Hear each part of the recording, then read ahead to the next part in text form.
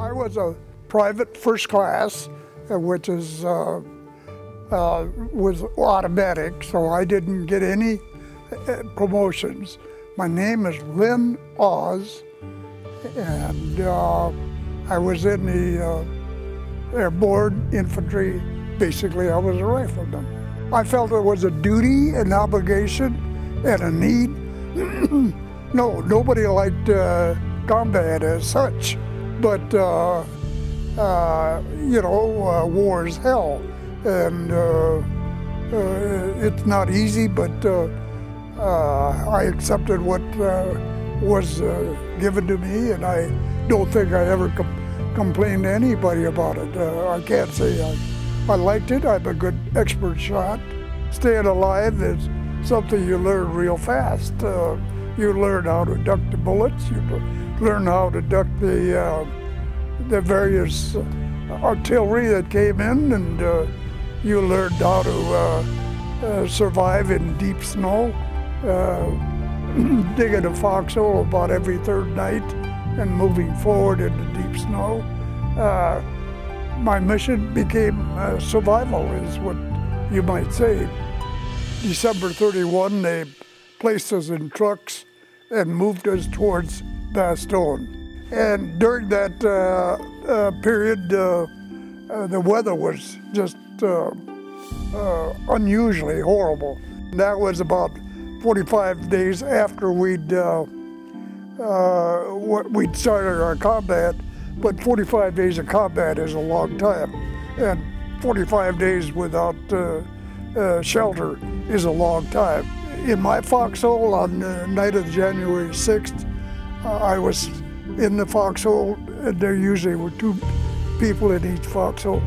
The person I was with was a man named Gerald Tidball, and he said, I know I'll be killed, and I tried to encourage him, but at 11 o'clock that morning I was lying alongside of him, and I watched the artillery come walking towards us in the German pattern, and I said, let's get out of here. It's getting too hot here. And he said, any place is good enough. It isn't going to make any difference. I moved, he got killed. And that was at 11 o'clock in the morning. You could hear the artillery coming, and you knew who it was.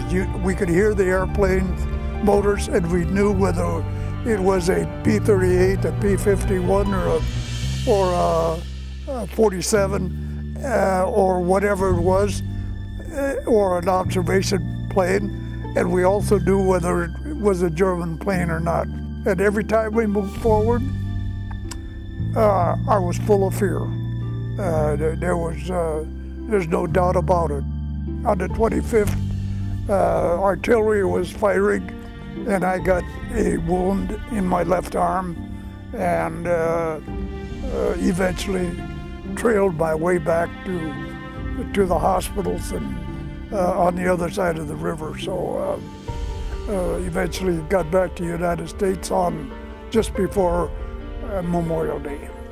I got back to law school as an example. I missed a test or something, and I went in to explain to the dean, Thorsgaard, that I missed that test, and I tried to say that, you know, I was having problems. He was in World War I and was gassed in France, and suffered from those results. But in his case, he looked at me and blinked his eyes and said, "You've had gone through some difficult times, but it's time to move forward." And I decided, yeah, I got to move forward. And it wasn't always easy, but that's the way it went.